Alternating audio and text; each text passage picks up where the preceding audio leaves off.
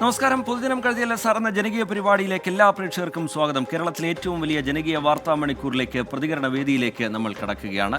ജനകീയ വിഷയങ്ങൾ പ്രേക്ഷകർക്ക് മുമ്പിലേക്ക് എത്തും. അതുപോലെ തന്നെ പ്രേക്ഷകർക്ക് ഈ പരിപാടിയുടെ ഭാഗമാകാനുള്ള, തത്സമയം ഈ പരിപാടിയിൽ പ്രതികരിക്കാനുള്ള അവസരം കൂടി ഞങ്ങൾ ഒരുക്കുന്നുണ്ട്. ഇപ്പോൾ സ്ക്രീനിൽ കാണുന്ന നമ്പറിൽ പ്രേക്ഷകർക്ക് നേരിട്ട് ഈ പരിപാടിയിലേക്ക് വിളിക്കാം.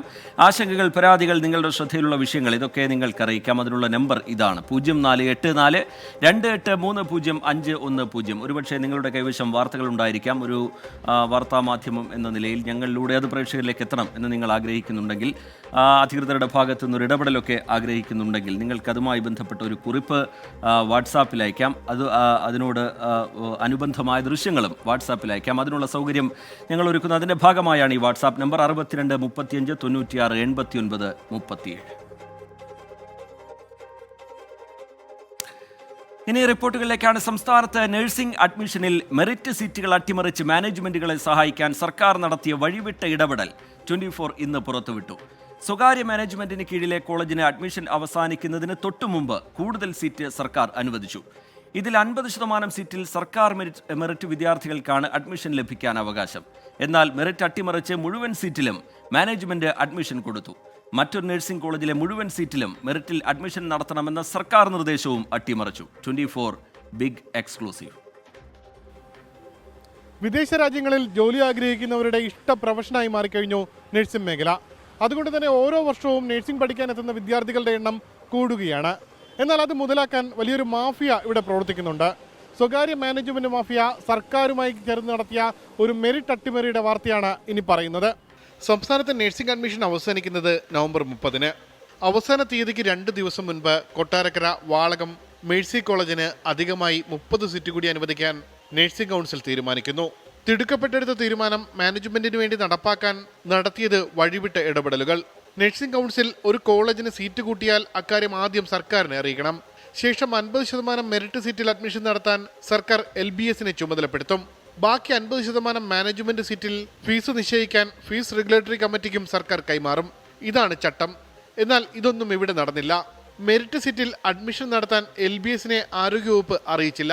ഇതിനാൽ സർക്കാർ മെറിറ്റിലെ 50% സീറ്റിൽ അഡ്മിഷൻ നടത്താൻ കഴിഞ്ഞില്ല.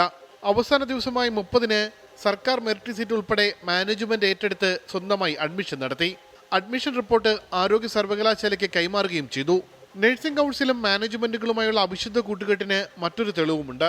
പത്തനംതിട്ട ശ്രീ അയ്യപ്പ നഴ്സിംഗ് കോളേജിന് 45 സീറ്റാണ് ഈ വർഷം അനുവദിച്ചത്. ഈ മുഴുവൻ സീറ്റിലും സർക്കാർ മെറിറ്റിൽ നിന്ന് LBS വഴി അഡ്മിഷൻ നടത്താനായിരുന്നു ആരോഗ്യവകുപ്പിന്റെ നിർദ്ദേശം. എന്നാൽ മാനേജ്മെന്റ് സ്ഥാപനങ്ങളുടെ ഫീസ് നിശ്ചയിക്കുന്ന fees regulatory committee Shri Ayyappa nursing കോളേജിന് 23 സീറ്റ് ആദ്യമേ അനുവദിച്ചു നൽകി. ഈ ഉത്തരവ് തെറ്റായി വ്യാഖ്യാനിച്ച് കോടതിയെ സമീപിച്ച് 23 മാനേജ്മെന്റ് സീറ്റ് അവർ നേടിയെടുത്തു. മേഴ്സി കോളേജ് വിഷയത്തിൽ ആരോഗ്യവകുപ്പാണ് മാനേജ്മെന്റിനെ സഹായിച്ചതെങ്കിൽ, രണ്ടാമത്തെ ശ്രീ അയ്യപ്പ കേസിൽ ഫീസ് റെഗുലേറ്ററി കമ്മിറ്റിയാണ് മാനേജ്മെന്റിന് അനുകൂല നിലപാടെടുത്തത്. പക്ഷേ ഫലത്തിൽ മെറിറ്റ് സീറ്റിൽ പഠിച്ച് നല്ല മാർക്ക് വാങ്ങിയ വിദ്യാർത്ഥികൾക്കാണ് അർഹമായ സീറ്റ് നിഷേധിക്കപ്പെട്ടത്. തമിഴ്നാട്ടിലെ ഒരു സ്വകാര്യ കോളേജിൽ BSc നഴ്സിംഗിന് ചേരണമെങ്കിൽ 8 മുതൽ 12 ലക്ഷം രൂപ വരെയാണ് തലവരിപ്പണമായി കൊടുക്കേണ്ടി വരിക. അങ്ങനെ നോക്കിയാൽ കോടികളുടെ ഇടപാടാണ് ഈ ഡീലിലൂടെ നടപ്പായത്. എന്നാൽ അർഹമായ 35 സീറ്റുകൾ ലഭിക്കേണ്ട സാധാരണ മെറിറ്റിലെ വിദ്യാർത്ഥികൾക്ക് നഷ്ടപ്പെട്ട ആ നീതി അത് ആര് തിരികെ നൽകും എന്ന ചോദ്യമാണ് സുപ്രധാനം. ഉമേഷ് ബാലകൃഷ്ണൻ, 24, തിരുവനന്തപുരം. പൊതുജനം കഴുതയല്ല സാർ. പുതുവർഷ പിറവിക്കും ക്രിസ്മസ് ആഘോഷത്തിനും ഇനി ദിവസങ്ങൾ മാത്രമാണ് ബാക്കി. അന്യസംസ്ഥാനത്തുള്ള മലയാളികൾ കേരളത്തിലെത്തി ആഘോഷം പൊടിപൊടിക്കാമെന്ന് കരുതുമ്പോൾ പ്രതിസന്ധിയാവുകയാണ് ട്രെയിൻ ടിക്കറ്റുകളുടെ ക്ഷാമം. രാജ്യത്തെ വിവിധ നഗരങ്ങളിൽ നിന്ന് കേരളത്തിലേക്കുള്ള ട്രെയിനുകളിൽ വെയിറ്റിംഗ് ലിസ്റ്റ് 300-ന് മുകളിലാണ്. കൂടുതൽ സ്പെഷ്യൽ ട്രെയിനുകൾ അനുവദിക്കണമെന്നാണ് അന്യസംസ്ഥാനത്തുള്ള മലയാളികളുടെ ആവശ്യം. ഇത്തവണയും അന്യസംസ്ഥാനങ്ങളിൽ നിന്ന് കേരളത്തിലേക്ക് ന്യൂ ഇയർ, ക്രിസ്മസ് ആഘോഷങ്ങൾക്ക് വരുന്ന മലയാളികൾ പെടാപ്പാട് വിടും. ട്രെയിൻ ടിക്കറ്റുകൾ കിട്ടാനില്ല. ജനറൽ കമ്പാർട്ട്മെന്റുകളിൽ കാലുകുത്താൻ ഇടമുണ്ടാകില്ല. ഇവരെ ചൂഷണം ചെയ്യാനുള്ള ഒരുക്കത്തിലാണ് സ്വകാര്യ ബസ് ലോബി. ഇന്ത്യയിലെ പ്രധാന നഗരങ്ങളിൽ നിന്ന് ഡിസംബർ 20-ന് ശേഷം കേരളത്തിലേക്ക് ട്രെയിൻ ടിക്കറ്റ് കിട്ടാനില്ല. ചെന്നൈ, മുംബൈ, ബംഗളൂരു, ഡൽഹി, ഹൈദരാബാദ് ഉൾപ്പെടെയുള്ള നഗരങ്ങളിൽ നിന്ന് കേരളത്തിലേക്ക് വെയിറ്റിംഗ് ലിസ്റ്റ് മാത്രമാണുള്ളത്. ചെന്നൈ, തിരുവനന്തപുരം മേലിൽ സ്ലീപ്പർ വെയിറ്റിംഗ് ലിസ്റ്റ് ഡിസംബർ 20-23 കാലയളവിൽ 200-ന് മുകളിലാണ്. അനന്തപുരി എക്സ്പ്രസിൽ ഡിസംബർ 23 വെയിറ്റിംഗ് ലിസ്റ്റ് 350 കടന്നു.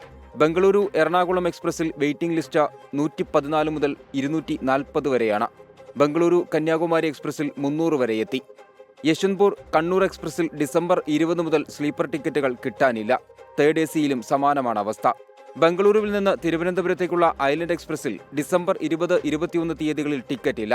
22-ന് ശേഷമുള്ള ദിവസങ്ങളിലാകട്ടെ സ്ലീപ്പർ ക്ലാസ്സിൽ വെയിറ്റിംഗ് ലിസ്റ്റ് 200-ന് മുകളിൽ. മൈസൂരു കൊച്ചുവേളി എക്സ്പ്രസിലും ടിക്കറ്റ് കിട്ടാനില്ല. നേത്രാവതി എക്സ്പ്രസിൽ ഡിസംബർ 20 മുതൽ സ്ലീപ്പറിലും തേർഡ് AC-യിലും ടിക്കറ്റില്ല. ഡൽഹിയിൽ നിന്നുള്ള മംഗള എക്സ്പ്രസിലും വെരാവൽ തിരുവനന്തപുരം എക്സ്പ്രസിലും സമാനമായ അവസ്ഥ. ഇന്ത്യയിലെ ഒട്ടുമിക്ക നഗരങ്ങളിൽ നിന്നും കേരളത്തിലേക്കുള്ള ട്രെയിനുകളുടെ സ്ഥിതി സമാനമാണ്. പ്രധാന നഗരങ്ങളിൽ നിന്ന് കേരളത്തിലേക്ക് കൂടുതൽ സ്പെഷ്യൽ ട്രെയിനുകൾ അനുവദിക്കണമെന്നാണ് അന്യസംസ്ഥാനത്തുള്ള മലയാളികളുടെ ആവശ്യം. ജന്മനാട്ടിലേക്ക് പോകാൻ ആഗ്രഹിക്കുന്നവർക്ക് വേണ്ട സൗകര്യം നിലവിൽ അപര്യാപ്തമാണ്. പ്രത്യേകിച്ച് ക്രിസ്മസ്, ന്യൂ ഇയർ സമയത്ത് നിലവിലുള്ള ട്രെയിനുകളൊക്കെ റിസർവേഷൻ ലഭ്യമല്ല. അതുകൊണ്ട് തന്നെ കൂടുതൽ ട്രെയിനുകൾ അനുവദിച്ചുകൊണ്ട് യാത്രാ പ്രശ്നത്തിന് പരിഹാരമുണ്ടാക്കണമെന്ന് ഇന്ത്യൻ റെയിൽവേയോട് ആവശ്യപ്പെടുകയാണ്. അവസ്ഥ മുതലെടുത്ത് കേരളത്തിലേക്ക് എത്താനിരിക്കുന്ന മലയാളികളെ ചൂഷണം ചെയ്യാനുള്ള ഒരുക്കത്തിലാണ് സ്വകാര്യ ബസ് ലോബികൾ. ബസ് ടിക്കറ്റുകളുടെ നിരക്കും വൈകാതെ കുത്തനെ ഉയരും. പലതവണ പറഞ്ഞു മടുത്തൊരു വിഷയമാണ്. വീണ്ടും വീണ്ടും പറയേണ്ടി വരുന്നത് മലയാളികൾ ആഘോഷ നാളുകളിൽ നിരന്തരം ബുദ്ധിമുട്ടുന്നതുകൊണ്ടാണ്. വിഷയത്തിൽ അടിയന്തരമായി റെയിൽവേ ഇടപെടണം. കൂടുതൽ സ്പെഷ്യൽ ട്രെയിനുകൾ അനുവദിക്കണം. ക്യാമറമാൻ രാജ് കിരണിനൊപ്പം AV ജയശങ്കർ, 24 തിരുവനന്തപുരം. പൊതുജനം കഴുതയല്ല സാർ. നിലവിലെ അവസ്ഥ ട്രെയിൻ ടിക്കറ്റുകളുടെ ക്ഷാമം അത് സ്വകാര്യ ബസ് ലോബികൾ ചൂഷണം ചെയ്യാൻ ഒരുങ്ങുന്നു എന്ന തരത്തിലുള്ള വിവരങ്ങളും പുറത്തു വരുന്നുണ്ട്. ഒരുപക്ഷെ ടിക്കറ്റ് നിരക്ക് കൂടാനുള്ള സാധ്യതയൊക്കെ അവിടെ നിലനിൽക്കുന്നുണ്ട്. അതിനിടയിലാണ് കൂടുതൽ സ്പെഷ്യൽ ട്രെയിനുകൾ അനുവദിക്കണം എന്നുള്ള ആവശ്യം ഈ അന്യസംസ്ഥാനത്തുള്ള മലയാളികൾ മുന്നോട്ട് വയ്ക്കുന്നത്. കാണാം ചില പ്രതികരണം. കൂടുതൽ ട്രെയിൻ വേണോ? ഭയങ്കര ബുദ്ധിമുട്ടാണ് വരാനായിട്ട്. ആൾക്കാർ ഒരുപാട് വരും, നിന്നാ വരും. ലോക്കലിലൊക്കെ നിൽക്കാൻ പറ്റുന്നില്ല, ഫുള്ള് ലോഡാണ്. നിൽക്കാനോ ഇരുക്കാനും പറ്റുന്നില്ല. കൂടുതൽ അനുവദിച്ചാൽ കൊള്ളാം. ഈ ഒരാഴ്ച കാലത്തേക്കെങ്കിലും സ്പെഷ്യൽ ട്രെയിനുകൾ ഉണ്ടെങ്കിൽ കൊള്ളാമായിരുന്നു. ആളുകൾക്ക് ബുദ്ധിമുട്ടില്ലാതെ യാത്ര ചെയ്യാം. തിക്കി ചെരിങ്ങയിൽ യാത്ര ചെയ്യുന്നത് വേണം. ട്രെയിൻ വേണം. ഉണ്ടെങ്കിലേ ആളുകൾക്ക് പോകാൻ പറ്റത്തുള്ളൂ. കൂടുതൽ ട്രെയിൻ ഉണ്ടെങ്കിൽ നല്ലത് തന്നെ. യാത്രക്കാർക്ക് സൗകര്യം അതല്ലേ. സാധാരണക്കാർ ട്രെയിനെ അല്ലേ കൂടുതൽ ആശ്രയിക്കുന്നത്. വയനാട് കൽപ്പറ്റ നഗരത്തിലെത്തുന്നവർക്കല്പം ജാഗ്രത വേണം, അല്ലെങ്കിൽ തെരുവ് നായയുടെ കടിയേൽക്കാം. രാപ്പകൽ ഭേദമില്ലാതെ കൂട്ടത്തോടെയാണ് ഇവിടെ തെരുവ് നായ്ക്കൾ അലയുന്നത്. അടിയന്തര ഇടപെടൽ വേണമെന്നാണ് പ്രദേശവാസികളുടെ, നാട്ടുകാരുടെ, യാത്രക്കാരുടെയൊക്കെ ആവശ്യം. കൽപ്പറ്റ നഗരത്തിലെത്തുന്ന കാൽനട യാത്രക്കാരും ഇരുചക്രവാഹന യാത്രികരും അല്പമൊന്ന് പേടിക്കണം. ഒന്നും രണ്ടുമല്ല, നായ്ക്കളുടെ കൂട്ടമാണ് പലയിടത്തും അലഞ്ഞു നടക്കുന്നത്. ജില്ലയുടെ പല പ്രദേശങ്ങളിലും അവസ്ഥ ഇതുതന്നെയാണ്. രാവിലെ നടക്കാൻ പോകാൻ പറ്റില്ല, അമ്പലത്തിലൊന്നും പോകാൻ പറ്റില്ല, പിന്നെ വണ്ടി കൊണ്ട് പോകാൻ കഴിയുന്നില്ല. പിള്ളേരൊക്കെ ബൈക്കിൽ പോകുന്ന പിള്ളേരെ മുന്നിലേക്ക് ഇത് എടുത്ത് ചാടിയിട്ട് വലിയ അപകടം ഉണ്ടാവുകയാണ്. അപ്പോൾ അതിനെക്കൊണ്ട് ഇതിനൊരു ശാശ്വത പരിഹാരം എന്തായാലും മുനിസിപ്പാലിറ്റിയിൽ പല പ്രാവശ്യം അത് അറിയിച്ചിട്ടും അതിന് യാതൊരു പരിഹാരവും. ഈ കാഴ്ച ബൈപ്പാസിൽ നിന്നാണ്. ഇരുചക്ര യാത്രക്കാർക്ക് മുന്നിൽ തടസ്സമായി നായ്ക്കളുടെ കൂട്ടമുണ്ട്. കാൽനട യാത്രികരും തെരുവ് നായ് ഭീഷണി നേരിടുന്നു. നഗരസഭാ പരിധിയിലെ ചുങ്കം, അമ്പിലേരി, മുണ്ടേരി, കൈനാട്ടി, കൽപ്പറ്റയിലെ ബസ് കാത്തിരിപ്പ് കേന്ദ്രങ്ങൾ, അങ്ങനെ എല്ലായിടവും പലപ്പോഴായി തെരുവുനായ്ക്കളുടെ കൂട്ടം കീഴടക്കാറുണ്ട്. അതിനാൽ തന്നെ ആശങ്കയുണ്ട് നാട്ടുകാർക്ക്. ഇവിടെ ABC എന്ന് പറയുന്ന ഒരു പ്രോഗ്രാം ഉണ്ട്. അതിൻ്റെ ഒരു ഷെൽട്ടർ ഹോം ബ്ലോക്ക് പഞ്ചായത്തിൻ്റെ, കൽപ്പറ്റ ബ്ലോക്ക് പഞ്ചായത്തിൻ്റെ നിയന്ത്രണത്തിലായിട്ട് പടിഞ്ഞാറത്തറവുണ്ട്. വയനാട് ജില്ലയിലുള്ള മുഴുവൻ പഞ്ചായത്തുകളിൽ നിന്നും അതിനൊരു ഷെയർ അവർ വാങ്ങിയിട്ടുണ്ട്. അതിന് വേണ്ടിയിട്ടുള്ള ഒരു ഫണ്ട് വാങ്ങിയിട്ടുണ്ട്. പക്ഷേ ഇതുവരെ ആയിട്ട് ആ ഷെൽട്ടർ ഹോം ഓപ്പൺ ചെയ്യാൻ വേണ്ടിയിട്ട് ബ്ലോക്ക് പഞ്ചായത്തിന് കഴിഞ്ഞിട്ടില്ല. ആ ഷെൽട്ടർ ഹോം ഓപ്പൺ ചെയ്യുകയാണെന്നുണ്ടെങ്കിൽ ഈ പറയുന്ന നായ്ക്കളെ വന്ധ്യീകരണം ചെയ്തിട്ട് ശരിക്കും ഇതിൻ്റെ ഒരു പോപ്പുലേഷൻ കുറയ്ക്കാൻ വേണ്ടി കഴിയും. ABC കേന്ദ്രങ്ങളുടെ നിർമ്മാണം ഇഴയുന്നത് മൂലം വന്ധ്യംകരണം, പേവിഷ പ്രതിരോധ കുത്തിവയ്പ് എന്നിവ കൃത്യമല്ല. ഇതാണ് ഈ വിധം തെരുവ് നായ്ക്കൾ പെറ്റുവരുകാൻ കാരണമെന്നാണ് കുറ്റപ്പെടുത്തൽ. തെരുവ് നായ്ക്കളെ നിയന്ത്രിക്കാനുള്ള നടപടികൾ വേഗത്തിലാക്കണമെന്നാണ് ഉയരുന്ന ആവശ്യം. ടൗണിലെ നായ്ക്കളെ ശല്യം കൊണ്ട് യാത്രക്കാർക്കും കുട്ടികൾക്കും ഒക്കെ ബുദ്ധിമുട്ടാണ്. അതിനുള്ള നടപടി സ്വീകരിക്കാൻ മുനിസിപ്പാലിറ്റി അധികൃതർ ശ്രമിക്കണമെന്ന് വിനീതമായി അഭ്യർത്ഥിക്കുന്നു. നായ്പേടി ഒഴിയണം. അതിനാൽ തന്നെ വന്ധ്യംകരണ പദ്ധതി വേഗത്തിലാക്കണം. നാട്ടുകാർക്ക് സുഗമമായും സുരക്ഷിതമായും സഞ്ചരിക്കാൻ കഴിയണം. മനു ദാമോദരനൊപ്പം സുർജിത് അയ്യപ്പത്ത്, 24 വയനാട്. പൊതുജനം കഴുതയല്ല സാർ. കാൽനട യാത്രക്കാർ മാത്രമല്ല ഇരുചക്ര വാഹന യാത്രക്കാരും വലിയ ആശങ്കയിലാണ്, വലിയ പേടിയിലാണ്. തടസ്സമായി തെരുവ് നായ്ക്കളുടെ കൂട്ടം തന്നെ കൽപ്പറ്റ നഗരത്തിലുണ്ട്. ബസ് കാത്തിരിപ്പ് കേന്ദ്രത്തിലും തെരുവ് നായ ശല്യം രൂക്ഷമാണ് എന്ന പരാതി ഉയരുന്നു. ചില പ്രതികരണങ്ങൾ കൂടി കാണാം. നായ്ക്കളെ കൊണ്ടുള്ള ശല്യം എന്ന് പറഞ്ഞാൽ വണ്ടിക്കല്ല മെയിൻ പ്രശ്നം, ബൈക്കുകളും സ്കൂട്ടികളാണ് മെയിൻ പ്രശ്നം. അതുപോലെ സ്കൂൾ കുട്ടികളൊക്കെ പോകുന്ന സമയത്താണ് രാവിലെ നായ്ക്കൾ ഇറങ്ങുന്നത്. ഈ ഏരിയയിൽ ഏറ്റവും കൂടുതൽ നായ്ക്കളുള്ള സ്ഥലമാണ്. ഇവിടെ തൊട്ടടുത്ത് പിന്നെ ചെറിയ സ്കൂളുണ്ട്, LP സ്കൂള്. ആ കുട്ടികൾക്കൊക്കെ ഭയങ്കര പ്രശ്നങ്ങളും കാര്യങ്ങളാണ്. രാവിലെ ഞങ്ങളൊക്കെയാണ് കുറച്ച് 8:30 ആകുമ്പോൾ വരുന്നതാണ്. 8:30 മുതൽ ഈ രാത്രി വരെയുണ്ട് ഈ നായശല്യം. അത് 100 കണക്കിനാണ്. 1 2 ഒന്നും. ഈ കടയിലാണെങ്കിലും ആൾക്കാർ കയറാൻ വയ്യ. ഇന്നലെ 3 നായ ഉറങ്ങിയത് ഇവിടെയാണ് ഉച്ച മുതൽ. ഈ നടക്കാനും ഒരു വഴിക്കും കുട്ടികളോട് ശല്യം, ഈ സ്കൂൾ കുട്ടികളാണെങ്കിലും പ്രശ്നങ്ങൾ, മുതിർന്ന ആൾക്കാരാണ് ഒക്കെ ആണെങ്കിലും എല്ലാവരും ഇട്ടു ബുദ്ധിമുട്ടുണ്ടാക്കുന്നുണ്ട്. ശരിയായിട്ടും രാവിലെ ക്രോസ് ചെയ്ത് ഇങ്ങോട്ട് വരുമ്പോൾ ഭയങ്കര ബുദ്ധിമുട്ടാണ്. പിന്നെ ഇവിടെ വന്നിട്ട് ഇന്നലെ കുട്ടികൾ ഇവിടുന്ന് ഓടിയായിരുന്നു, പെൺകുട്ടികൾ നായയുടെ പുറകെ ഓടിയിട്ട് ഇങ്ങോട്ട് ഓടി കയറിയായിരുന്നു കുറച്ച് കുട്ടികൾ. ഭയങ്കര ശല്യം. വൈകുന്നേരം ആകുമ്പോൾ ഇവിടെ വന്നിട്ട് ഭയങ്കര ശല്യം ഉണ്ടാക്കും. ഏറ്റവും കൂടുതൽ നായശല്യം ഇപ്പോൾ ഈ ടൗണുകളിലെല്ലാം നല്ല രീതിയിലുണ്ട്. അതുപോലെ മാർക്കറ്റിൻ്റെ ബൈപ്പാസ് ഏരിയകളെല്ലാം ഒരുപാടുണ്ട്. എണ്ണുമ്പോൾ ഒരു 20-25 ഒരുമിച്ചാണ് ഇവിടെ ഈ ഏരിയയിലെല്ലാം ഉള്ളത്. നല്ല ശല്യമുണ്ട്. ആൾക്കാരെ കടിക്കാൻ പോകുന്നു, പുറകെ ഓടുന്നതൊക്കെ ഉണ്ട്. പിന്നെ ഒരുപാട് പേര് ഇതിന് ഭക്ഷണമൊക്കെ കൊടുത്തിട്ട് ഐറ്റകളെ ട്രീറ്റ് ചെയ്യുന്നുണ്ട്. അതുകൊണ്ടാണ് ഒരു ഭാഗത്ത് കൂടുതലായിട്ട് വരുന്നത്. കമന്റ് ബോക്സിലേക്ക് ഒന്ന് പോവുകയാണെങ്കിൽ ഒരുപാട് പ്രേക്ഷകർ പ്രതികരണവുമായി വാർത്താ യാത്രയ്ക്കൊപ്പം ചേരുന്നുണ്ട്. അത് വിവിധയിടങ്ങളിൽ മഴയുണ്ട് എന്ന കാര്യം ചൂണ്ടിക്കാട്ടിക്കൊണ്ടാണ്. അത് തൃശ്ശൂരിൽ, കോഴിക്കോടിൻ്റെ ചില മേഖലകളിൽ, കണ്ണൂരിൻ്റെ ചില മേഖലകളിൽ, മലപ്പുറത്തിൻ്റെ മേഖലകളിലൊക്കെ മഴയുണ്ട്. അതിനൊപ്പം തന്നെ പതിവായി ഉയരുന്ന അവധിയുണ്ടോ എന്നുള്ള ചോദ്യവും ഒരുപാട് പ്രേക്ഷകരുടെ ഭാഗത്ത് നിന്ന് കാണുന്നുണ്ട്. പക്ഷേ ഇതുവരെ എവിടെയും അവധി സംബന്ധിച്ചുള്ള ഔദ്യോഗിക അറിയിപ്പുകളൊന്നും പുറത്തു വന്നിട്ടില്ല എന്നുള്ള കാര്യം കൂടി പ്രേക്ഷകരെ അറിയിക്കുകയാണ്. ഏറ്റവും ഒടുവിലായി പുറത്തു വരുന്നൊരു വാർത്തയിലേക്കാണ് ഇനി നമ്മൾ കടക്കുന്നത്. ചോർന്നൊലിച്ച് മംഗള ലക്ഷദ്വീപ് എക്സ്പ്രസ് AC കോച്ചിൻ്റെ ഒരു ബോഗിയാണ് ഇന്നലെ കനത്ത മഴയിൽ ചോർന്നൊലിച്ചത്. യാത്രക്കാരുടെ മുഖത്തേക്ക് വെള്ളം വീഴുന്നത് തടയാൻ ബെഡ്ഷീറ്റ് വലിച്ചുകെട്ടി. യാത്രക്കാരനായ ഹസനുൽ ബസരി PK പകർത്തിയ ദൃശ്യങ്ങൾ 24 ലഭ്യമായിട്ടുണ്ട്. ആദ്യം അത് കാണാം.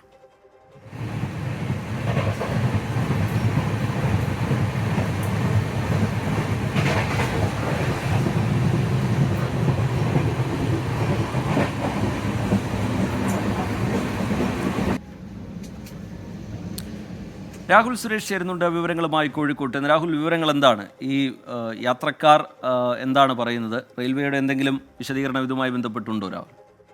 TK റീജിത്ത്, ഹസ്രത്ത് നിസാമുദ്ദീൻ എറണാകുളം മംഗള ലക്ഷദ്വീപ് എക്സ്പ്രസ് ആണ് ഇത്തരത്തിൽ ചോർന്നൊലിച്ചത്. AC കോച്ചിന്റെ ഒരു ബോഗിയാണ് ഇന്നലെ ഉണ്ടായ കനത്ത മഴയിൽ ചോർന്നൊലിച്ചത്. അതിന്റെ ദൃശ്യങ്ങൾ കൂടിയാണ് പ്രേക്ഷകർ ഇപ്പോൾ കാണുന്നത്.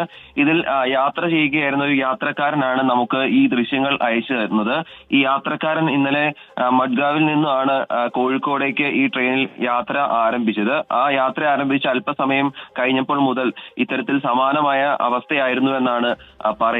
ഈ വെള്ളം അകത്തേക്ക് വന്നതോടെ ആദ്യഘട്ടത്തിൽ ബെഡ്ഷീറ്റ് വലിച്ചു കെട്ടി ഒരു ശ്രമം നടത്തിയിരുന്നു. പക്ഷേ കനത്ത മഴ തുടർന്നതോടെ ആ ബെഡ്ഷീറ്റ് നനഞ്ഞ് ഈ വെള്ളം അകത്തേക്ക് ഒഴുകുകയായിരുന്നു. ഈ ബോഗിയിലുണ്ടായിരുന്ന യാത്രക്കാരുടെ ബാഗുകൾ ഉൾപ്പെടെ ഈ വെള്ളം അകത്തേക്ക് എത്തിയതോടെ നനഞ്ഞു പോയതായും ഈ യാത്രക്കാർ പറയുന്നുണ്ട്. റെയിൽവേ അധികൃതരെ ഈ വിവരം അറിയിച്ചെങ്കിലും അത് പരിഹരിക്കാൻ വേണ്ട നടപടികൾ അവരുടെ ഭാഗത്തു നിന്നും ഉണ്ടായില്ല എന്ന പരാതി കൂടി യാത്രക്കാരുടെ ഭാഗത്തു നിന്നും ഉണ്ടാകുന്നുണ്ട്. എന്തായാലും നേരത്തെയും ഇത്തരത്തിലുള്ള സംഭവങ്ങൾ പലതവണ നമ്മൾ റിപ്പോർട്ട് ചെയ്തതാണ്. അതിനിടയിലാണ് ഇന്നലെ ഇത്തരത്തിലുള്ള ഒരു സംഭവം ട്രെയിൻ നമ്പർ 126-18 മംഗള ലക്ഷദ്വീപ് എക്സ്പ്രസിൽ ഉണ്ടായിരിക്കുന്നത്. TK രാഹുൽ, ഇത് നേരത്തെയുള്ള ചോർച്ചയാണോ? അത് സംബന്ധിച്ച് എന്തെങ്കിലും വിവരങ്ങൾ ലഭ്യമായിട്ടുണ്ടോ? അതോ ഈ മഴയെ തുടർന്നോ എന്തെങ്കിലും പ്രശ്നങ്ങൾ ഉടൻ ഉണ്ടായതാണോ? അതോ നേരത്തെ തന്നെ ഇങ്ങനെയാണോ ഈ ട്രെയിൻ സർവീസ് നടത്തുന്നത് രാഹുൽ? TK, ഈ ട്രെയിനിന്റെ കാലപ്പഴക്കമാണോ ഇത്തരത്തിലുള്ള ഒരു സംഭവത്തിന് കാരണമായതെന്ന കാര്യത്തിൽ ഒരു വ്യക്തത വന്നിട്ടില്ല. സാധാരണ ദീർഘദൂര ട്രെയിനുകൾ പുതിയ സാങ്കേതിക വിദ്യ ഉപയോഗിച്ചുള്ള ട്രെയിനുകളാണ് ദീർഘദൂര സർവീസ് നടത്തുക. പക്ഷേ അങ്ങനെ പുതിയ ട്രെയിനുകളാണെങ്കിൽ ഇത്തരത്തിൽ ചോർന്നൊലിക്കുന്ന സാധ്യത വിരളമാണ്. എന്താണ് ഇക്കാര്യത്തിൽ ഉണ്ടായതെന്ന് സംബന്ധിച്ച് റെയിൽവേയുടെ ഭാഗത്തുനിന്ന് ഒരു ഔദ്യോഗികമായ വിശദീകരണം ഉണ്ടാകും എന്നാണ് നമ്മൾ പ്രതീക്ഷിക്കുന്നത്. സാധാരണ കേരളത്തിലൂടെ സർവീസ് നടത്തുന്ന ലോക്കൽ ട്രെയിനുകളിൽ ഇത്തരത്തിൽ ഈ ചോർന്നൊലിക്കുന്ന ദൃശ്യങ്ങൾ നേരത്തെ നമ്മൾ ശരി. രാഹുൽ സുരേഷ് തുടരുക. ഇപ്പോൾ ഹസനുൽ ബസരി, അദ്ദേഹമാണ് ഈ ദൃശ്യങ്ങൾ പകർത്തി 24 നൽകിയിരിക്കുന്നത്. ശ്രീ ഹസനുൽ ബസരി, താങ്കൾ പകർത്തിയ ദൃശ്യം അതാണ് ഇപ്പോൾ പ്രേക്ഷകർ കണ്ടുകൊണ്ടിരിക്കുന്നത്. എന്താണ് സംഭവിച്ചത് ഹസനുൽ? ഹലോ ഹസനുൽ, കേൾക്കാം. എന്താണ് സംഭവിച്ചത്? അതായത് മഡ്ഗോണിനാണ് ഞങ്ങൾ ട്രെയിനിൽ കയറിയത്. ഏകദേശം ഉടുപ്പി എത്താനായ ആ ഒരു സമയത്താണ് മഴ ആരംഭിക്കുന്നത്. മഴ തുടങ്ങിയ സമയം മുതൽ തന്നെ നല്ല പോലെ വിഷ്വലുള്ളതിനേക്കാളും ഭീകരമായിട്ട് വെള്ളം കുത്തിയൊലിക്കുകയായിരുന്നു. ഏകദേശം M1 3 ടയർ AC കോച്ചാണ് അത് എന്നതാണ് അതിന്റെ ഒരു പ്രത്യേകത. വെള്ളം കുത്തിയൊലിച്ച് അടിയില് എന്റെ ക്യാമറ ബാഗ് വരെ ഞാൻ സീറ്റിന്റെ അടിയിലായിരുന്നു വെച്ചത്. ക്യാമറ ബാഗിൽ വരെ വെള്ളം എത്തി. പിന്നെ കുറെ ആളുകളുടെ ബാഗൊക്കെ നനഞ്ഞു. പിന്നെ അതേപോലെ കിടക്കുന്നത് നേരെ മുഖത്തേക്കാണ് വെള്ളം കുത്തിയൊലിച്ച് എത്തിയത്. മുകളിൽ നിന്ന് വെള്ളം ഒലിച്ച് അവസാനം അവിടെ ഉണ്ടായിരുന്ന ബെഡ്ഷീറ്റ് ഒക്കെ അവിടെ ഇട്ടിട്ട് ഒരു തടയാനുള്ള ശ്രമം നടത്തി. ഏകദേശം മംഗലാപുരം ഭാഗത്തേക്ക് എത്തിയ സമയത്ത് അവരെ ആളുകളൊക്കെ വന്ന് നോക്കിയിരുന്നെങ്കിലും കോഴിക്കോട് ഞാൻ ഇറങ്ങുന്നവരെ ഈ പ്രശ്നം ഉദ്യോഗസ്ഥരുടെ ശ്രദ്ധയിൽപ്പെടുത്തിയിരുന്നു. ഈ ബെഡ്ഷീറ്റ് വലിച്ചു കെട്ടിയെന്നൊക്കെ പറയുന്നത് യാത്രക്കാരാണോ അതോ റെയിൽവേയുടെ ഭാഗത്തുനിന്നുണ്ടായ നടപടിയാണോ? അവരെ ഈ ബെഡ്ഷീറ്റ് ഒക്കെ സപ്ലൈ ചെയ്യുന്ന ആളുകളെ കയ്യിൽ നിന്ന് ഞാൻ അവിടെ കൂട്ടിയിട്ട് ഒഴിവാക്കിയത് വാങ്ങിച്ചതാണ്. ഏകദേശം മംഗലാപുരം എത്തുന്ന സമയത്ത് അവരുടെ മെക്കാനിക്കുകൾ വന്ന് നോക്കി.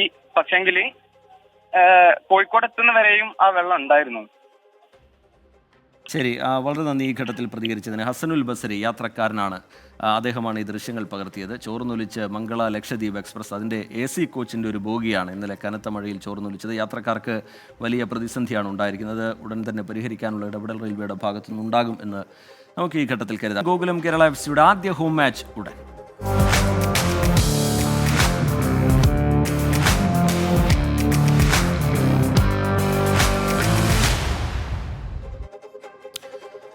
ആദ്യ ഹോം മാച്ചിൽ ഗോകുലം കേരള FC ഐസ്വാൾ FCയാണ് നേരിടാൻ പോകുന്നത്. ഇത്തവണ ഗോകുലം കേരള FCക്ക് ശുഭപ്രതീക്ഷയെന്ന് ഗോകുലം ഗോപാലൻ 24നോട് പറഞ്ഞു. കേരള ഫുട്ബോളിന് പുത്തൻ ഉണർവ് സമ്മാനിക്കാൻ ടീമിനായി എന്നും ഗോകുലം ഗോപാലൻ 24നോട് പറഞ്ഞു. നന്നായിട്ട് നടക്കുന്നുണ്ട്. പിന്നെ അത്യകാലം ഉറങ്ങിക്കിടക്കുന്ന ഒരു പ്രസ്ഥാനമായിരുന്നു 4-5 വർഷങ്ങൾക്ക് മുമ്പ്. അത് ഗോകുലം ഫുട്ബോൾ ആരംഭിച്ച ശേഷം അതിന് ഉണർവുണ്ടായി. ഇപ്പം അത് ഇന്ത്യൻ ചാമ്പ്യൻഷിപ്പ് വരെ എത്തിക്കഴിഞ്ഞു. ജെൻസ് മാത്രമല്ല, ലേഡീസിന് 3 പ്രാവശ്യം ചാമ്പ്യൻഷിപ്പ് കിട്ടി. ഇന്ന് നിറയെ പേരുണ്ടെങ്കിൽ അത് ഞങ്ങൾക്ക് സന്തോഷത്തിന് ഉണ്ടാകുന്ന കാര്യമാണ്. കാരണം ഫുട്ബോൾ രംഗത്തിൽ ഒരു ഉണർവുണ്ടാക്കാൻ ഗോകുലം ഗ്രൂപ്പിന് സാധിച്ചല്ലോ എന്നൊരു സന്തോഷം. 2 തവണ ചാമ്പ്യന്മാരായി, ഇതിപ്പം 3-ാം തവണ ചാമ്പ്യന്മാരെന്നുള്ള പ്രതീക്ഷയിലാണ്. എല്ലാം പ്രതീക്ഷയാണല്ലോ. നമ്മൾ മാക്സിമം അതിൻ്റെ കഴിവ് കാണിക്കുക.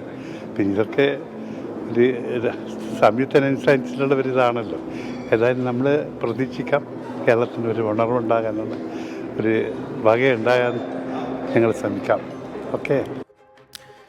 സമീർ സി മുഹമ്മദ് ചേരുന്നുണ്ട് വിവരങ്ങളുമായി. സമീർ, മത്സരം അല്പസമയത്തിനകം തുടങ്ങാൻ പോകുന്നു. ഐസ്വാൾ FCക്കെതിരായ പോരാട്ടത്തിൽ തികഞ്ഞ വിജയപ്രതീക്ഷയിൽ ആത്മവിശ്വാസത്തിൽ തന്നെയാണ് ഗോകുലം കേരള ഉള്ളത്. വിവരങ്ങൾ എന്താണ് സമീർ?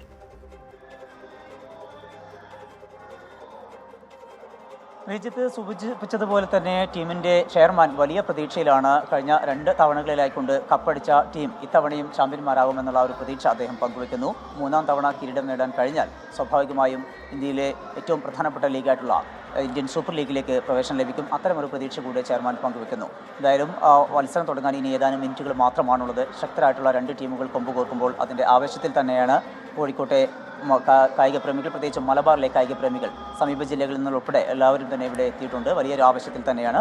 7 മണിയോടുകൂടി തന്നെ മത്സരം ആരംഭിക്കും. ഗോകുലം കേരള FCയും അതോടൊപ്പം തന്നെ ഐസ്വാൾ FCയും തമ്മിലാണ് മത്സരം. 2 ടീമും 4 പോയിന്റ് വീതം നേടിക്കൊണ്ട് ഒപ്പത്തിനൊപ്പം നിൽക്കുന്ന ടീമാണ്. പോയിന്റ് പട്ടികയിൽ 3-ാം സ്ഥാനത്തുള്ള ഗോകുലം കേരള FC വിജയത്തോടെ 1-ാം സ്ഥാനത്തെത്തുക എന്നുള്ള ലക്ഷ്യവുമായാണ് ഇറങ്ങുന്നത്. മറുഭാഗത്തുള്ള ഐസ്വാൾ FCയും കരുത്തരാണ്. മിസോറാമിൽ നിന്നുള്ള ടീമാണ്. എന്തായാലും വളരെ ആവേശകരമായ ആ ഒരു മത്സരത്തിനുള്ള കാത്തിരിപ്പാണ്. എന്തായാലും ആദ്യത്തെ ഹോം മത്സരം എന്നുള്ള നിലയിൽ ഗോകുലം കേരള FCക്ക് അല്പം അഡ്വാൻറ്റേജ് ഉണ്ട് എന്നുള്ള ഒരു പ്രതീക്ഷയാണ്. ആരാധകരുടെ ഭാഗത്തുനിന്നുള്ള ഒരു പിന്തുണയാണ് അവർ പ്രതീക്ഷിക്കുന്നത്. ശരി, സമീർ സി മുഹമ്മദ് കോഴിക്കോട്ട് എന്ന വിവരങ്ങൾ നൽകുകയായിരുന്നു. ഗോകുലം അല്പസമയത്തിനകം ഇറങ്ങാൻ പോകുന്നു. മത്സരത്തിന് അല്പസമയത്തിനകം തുടക്കമാകും. അതിൻ്റെ അപ്ഡേറ്റുകൾ പ്രേക്ഷകരെ അപ്പോൾ അറിയിക്കുകയും ചെയ്യാം. ഇനി നമ്മൾ പതിവ് സെഗ്മെന്റിലേക്കാണ് കടക്കുന്നത്. നമുക്ക് ചുറ്റും പ്രകാശമാകുന്ന, പ്രചോദനമാകുന്ന, സന്തോഷമുണ്ടാക്കുന്ന ചില വാർത്തകളുണ്ട്. അത്തരമൊരു വാർത്തയിലേക്കാണ് ഇനി. കാണാം ബി പോസിറ്റീവ്.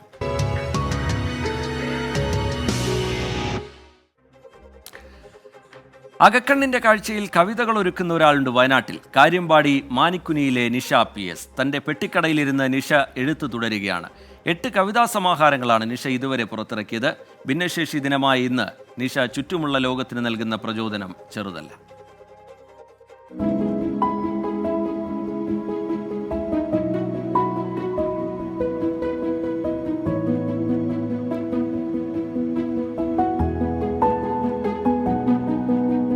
ഇരുളാർന്നു പോയൊരീ ജീവിതച്ചിതയിൽ എരിയുന്നു പിന്നെയും പ്രണയത്തിൻ കനലുകൾ. കാര്യമ്പാടി മാനിക്കുനി സ്വദേശിയായ നിഷയുടെ എഴുത്തിടം ഇപ്പോൾ ഇതാണ്. ജീവിതം വല്ലാതെ വേട്ടയാടിയിട്ടുണ്ട് നിഷയെ.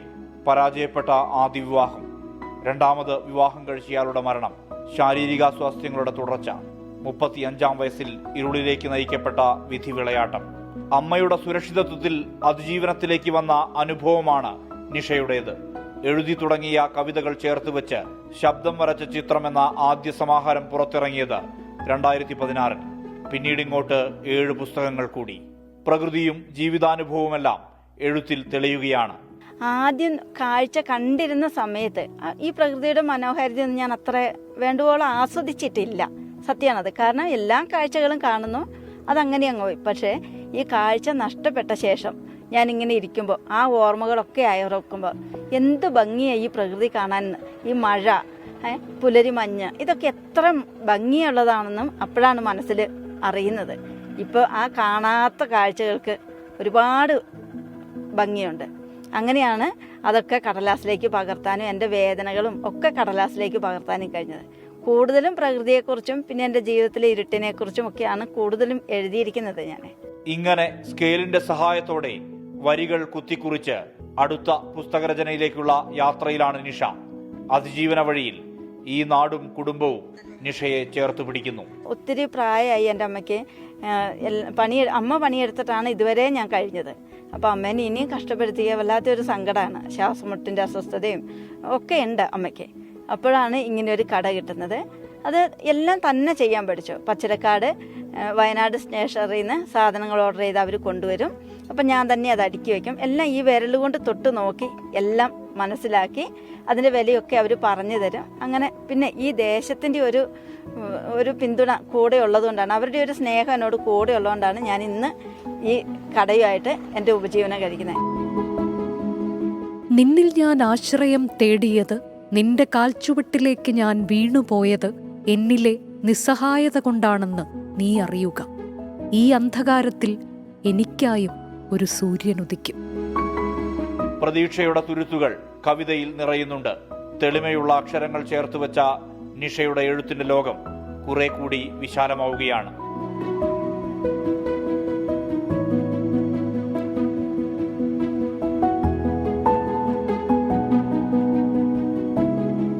മനു ദാമോദരനൊപ്പം സുർജിത് അയ്യപ്പത്ത്, 24 വയനാട്. നിഷയുടെ അതിജീവനത്തിന്റെയും കരുത്തിന്റെയും കഥയോടെ ഇന്നത്തെ പൊതുജനം കഴുതിയല്ല സാർ എന്ന പരിപാടി ഇവിടെ പൂർത്തിയാവുകയാണ്.